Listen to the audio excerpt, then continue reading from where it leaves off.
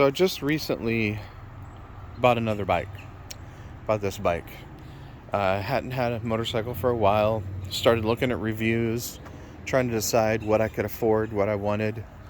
My budget was $4,000 or under, and I wanted a big bike. I'm a big guy. I would look really crazy, silly on a little bike, and I wanted some power, some speed. I like the cruiser style, so I wanted something that was a cruiser. I like carrying stuff with me and going on long trips, so I wanted something capable of long trips and capable of taking saddlebags and maybe a top rack, luggage rack kind of thing. This hit all those check marks. 1500cc flat six, super smooth. There's a thing called the nickel trick where you can put a nickel on its edge right here and start one of these up and the nickel won't fall over. I don't have a nickel, and I don't know if this one runs smooth enough to pull that off, but I'm just saying that's like a known regular thing about the Valkyries. That's how smooth they are supposed to be. I think I've still got some carb issues. This one sat for a long time before I got it, and the guys that sold it to me, they did a carb job on it, but it's still got some rough running issues. At any rate, it's still smoother than I don't know, 99% of the bikes out there or something. It's heavy, but I can pick it up. I don't know if it's 700 pounds or 900 pounds. I don't know what the dry or wet weight is or anything. I just know it's heavy, but all the weight's low, so it's pretty maneuverable considering how heavy it is. I can easily do figure eights in this parking lot, maneuver in parking lots, drive around my Jeep through the grass in order to get into my garage. No problem. I think it's really pretty. I think it's really classic looking. I love the fact that it's got luggage, but it doesn't look like a full dress tourer. But it's got a great passenger seat with a backrest that I can strap luggage onto or keep my wife from falling off. It's fast. When it was safe to do so and completely legal on a private track, I've had this one up to 127 according to my GPS.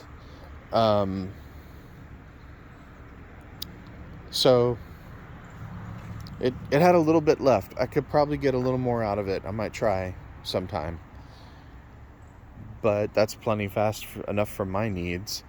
At 75 on the freeway, it's so smooth. It cruises so well. You can do an iron butt and it's not even a thing. You don't even want to bother with a patch because it wasn't even a challenge. It's just easy, especially with these aftermarket saddles. These are the big boy ultimate saddles because I'm a big boy, and man, they are nice. They are so much better than stock. Makes a huge difference. Yeah, it's not nimble in the twisties because of the engine guard and the way how big the engine is, and you'll scrape maybe tailpipe before you actually scrape engine. I don't know what you'll scrape first. The first thing you scrape are these floorboardy foot pegs, but they move a little, so you kind of know you're right there. You're about as far as you can go. Other things I wish other reviews had mentioned. The first thing I did was replace all the lights with LEDs. The lights were so dim. The headlight was so dim. The LED headlight's pretty good. Cost me $25. Let me turn it on. $25 for the bulb. And of course, you don't know what the other one looked like, but it looked yellow. It looked dim. Next up is going to be replacing the turn signals too. But I replaced the brake light as well. Of course, again, I know you don't know what it looked like before, but so much more dim than that. The other thing that might be worth mentioning is there's no fuel gauge. I guess a lot of modern bikes have that now. I'm older, so I'm not used to having a fuel gauge anyway. I just reset the trip odometer every time, and I know about how many miles I can get before I have to hit reserve, and that's about it. It's real basic, and I like that. I don't want a lot of fancy gizmagoo sci-fi gadgets or electronics on there. I got my phone. I can mount my phone right there, and that's navigation. That's everything I need.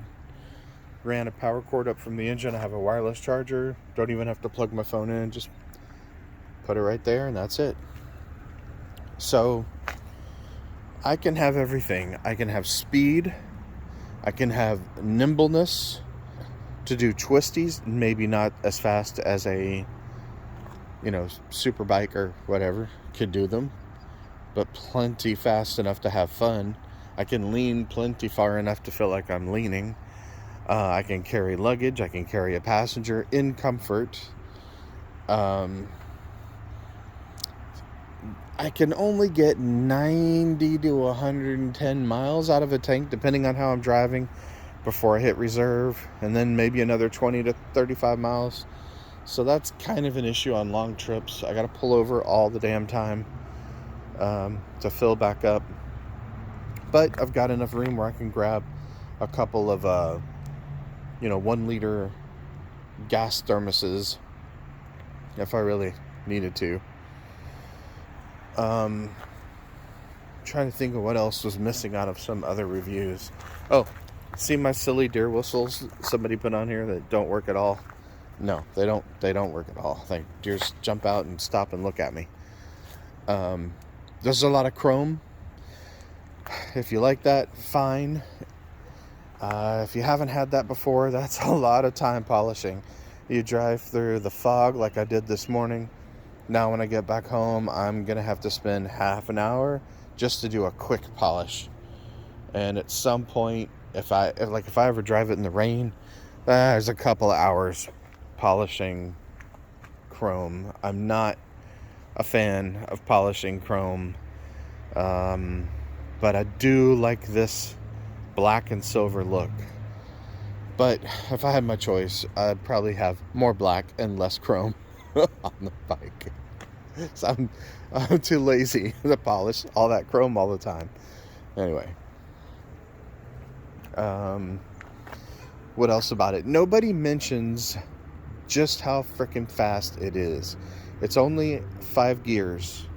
But I'm telling you, man, when you get on there and you crank that throttle open, drop a gear, this thing will take off. It'll leave most bikes behind. Obviously not race bikes, super bikes, Hayabusas and all that. Obviously, I can't compete with those guys. But most cruisers, I guess I should say. I know there's some faster ones now. Of course, the VMAX will blow it away. The Rocket 3 will blow it away. But those are not what you normally run into. On a previous Valkyrie that I owned years ago, I actually got in a race with a guy and didn't even know we were racing. I just tend to take off quick. And my passenger patted me on the shoulder and said, "Hey, that guy's trying to race us."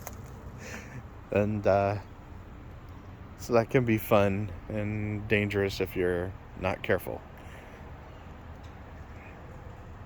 The other thing is the windshield. Hate the windshield. This is the Valkyrie windshield, the standard one that comes with these bikes. It's so tall.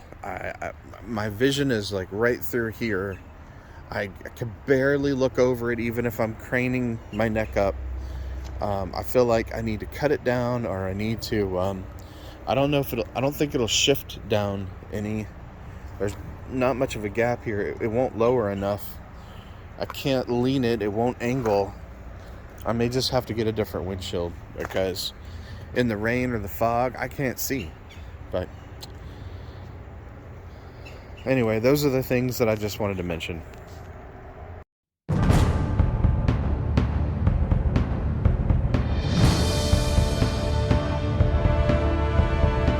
It looks so powerful. It looks so classic. This is my crack.